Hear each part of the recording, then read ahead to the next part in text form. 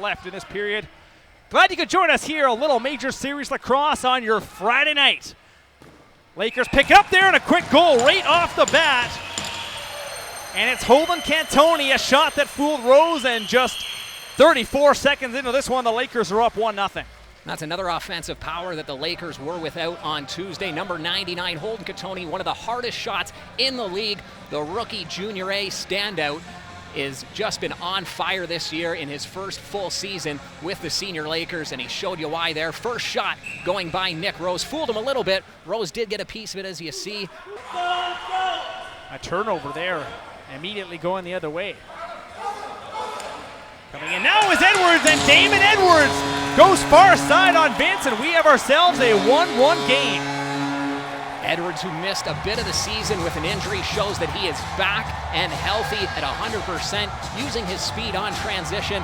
He used the Lakers defender as a perfect screen to hammer it by Matt Vince. Vince didn't see it to the last second.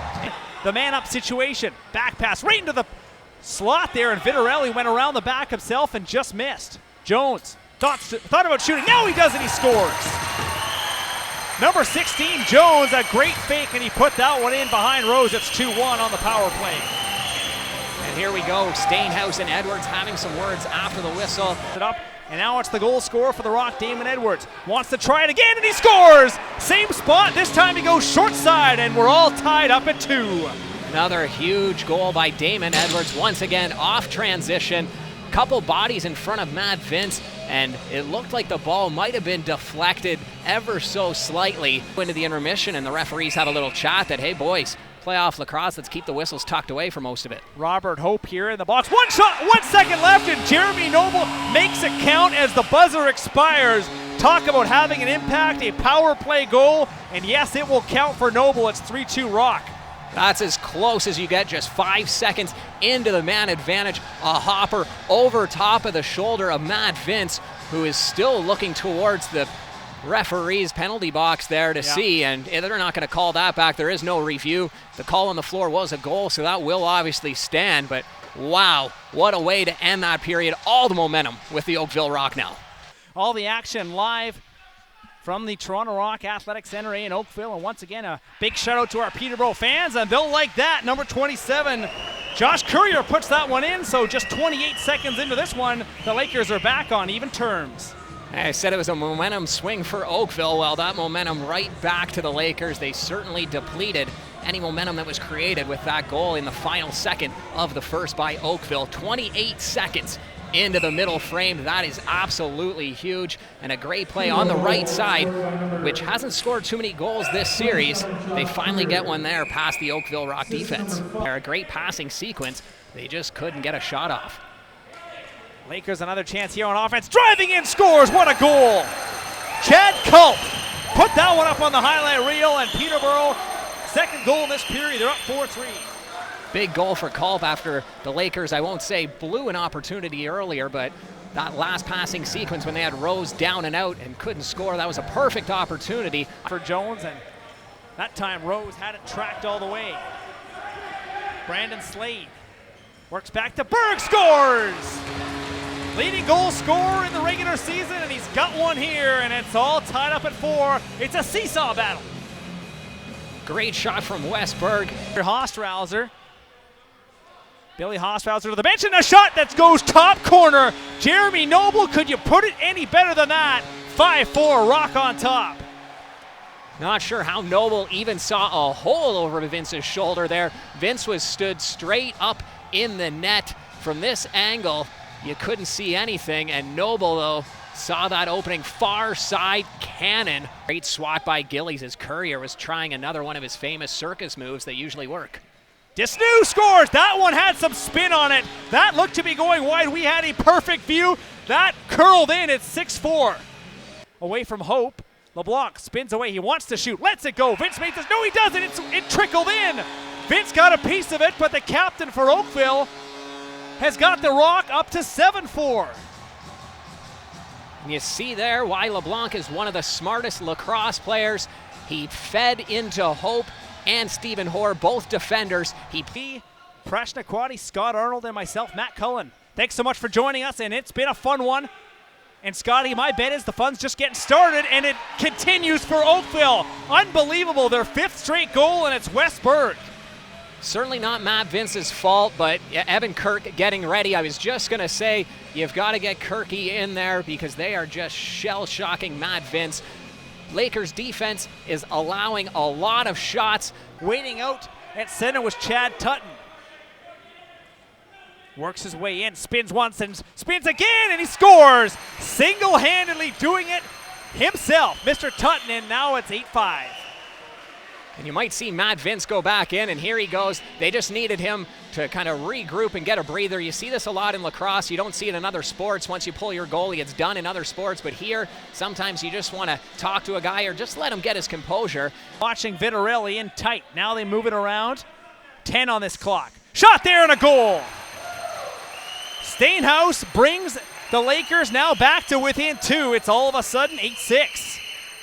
Out of room, stepped into the crease as well, but a great save by Rose nonetheless. There's a shot and a goal. Right back the other way come the Rock, and it's Brian Cole. Picks the top corner, and the Rock are up 3, 9-6. This is becoming the story of the game. The Oakville Rock defense and goaltender coming up huge. Away this period, I think that was just sending the guys a message that they can only put up with so much. There's Ryan Lansbury, the call up from Burlington Junior A. Welcome up, it's 10-6. That's the biggest goal he scored. Westberg now sets up shop on the left side. Noble back to the usual suspects. LeBlanc scores! He caught Vince going the wrong way. The captain, Stefan LeBlanc, has got his 2nd of the game, and Vince shaking his head. Put it right on. Self, 2-on-2, whips a shot and scores! Pinpoint accuracy there for Self, and it's 11-7. Don't go anywhere. Great speed by Brad Self, and kind of a tricky shot for Rose. Wasn't your standard overhand shot, wasn't even a sidearm. All game, right now it's 45-41 in favor of the Rock in the shot department. Long shot and a goal, and it caught Nick Rose snoozing, and it's Corey Vitarelli. An excellent heads-up play there, and it's a 3-goal game. Phil's way, and now they'll charge ahead with Brad Gillies. Gillies 1-on-1, takes a shot, scores! Oakville counters right back. They've got their 4-goal lead in place. It's 12-8. If I were the Lakers bench, I'd be furious. You couldn't pick this up on the mics, but the Oakville Rock bench was yelling, too many, too many. The referee called it switch possession, not realizing Vince was off to the bench, and they were allowed to have that 6 attacker. Peterborough Lakers should not have had to give up possession on that goal. Oakville Rock took full advantage at the other end of the floor on that referee error. Works his way in, now it's Jones. Back down low, great shot and a goal. Vitarelli on the right side, and on the power play, the Lakers cash in, it's 12-9. There's that play we see so often. Usually it comes from Sean Evans on the right side. This time it's from the top where Stainhouse was. Vitarelli was right on the edge of the crease waiting. He made no mistake about it. Spotted in this game for the Rock, which Westberg takes a shot, wanted high, and are the flippers coming off? The two will grapple. It's Dan Lomas, and he's with Zach Courier. Neither one of them dropping the gloves. They're going to push and shove. Helmet comes off. Gloves are now coming off. Lomas goes down. Courier gets a big shot in there. Lomas comes back with one of his own. Courier's got that right hand free, and he is teeing off. Lomas goes down, and the Peterborough bench likes that, and Oakville pounding theirs as well, and there's a message to be sent there for Game 3 on Monday night. At the buzzer, whether it'll erupt into anything, we'll see. There's Billy Hofstrauser, and the other gloves Courier are coming off, and it's Courier. Sean Evans wants in, and he better not take a third man in penalty, and Billy Hofstrauser right now is working on Courier, and Courier not going down. He's got Hofstrauser pinned up against the bench. He's got the right loose. He's trying to get him in a headlock, and now he finally does. Sean Evans wants to come in because Hofstrauser is a veteran fighter. Courier's only in his 2nd year in the league and not known as a fighter, so Evans wants to stick up and say, hey, if you're going to be a tough guy, fight a tough guy. Boy, he looked like he was going to try and take a page out of someone there. The Oakville Rock celebrate a 12-9 win.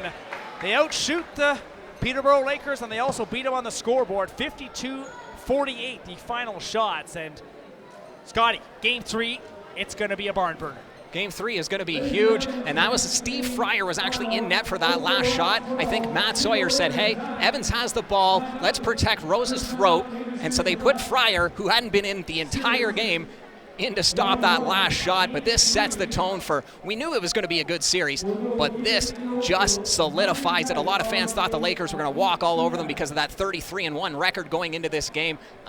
This is going to be a great series, as we saw here tonight.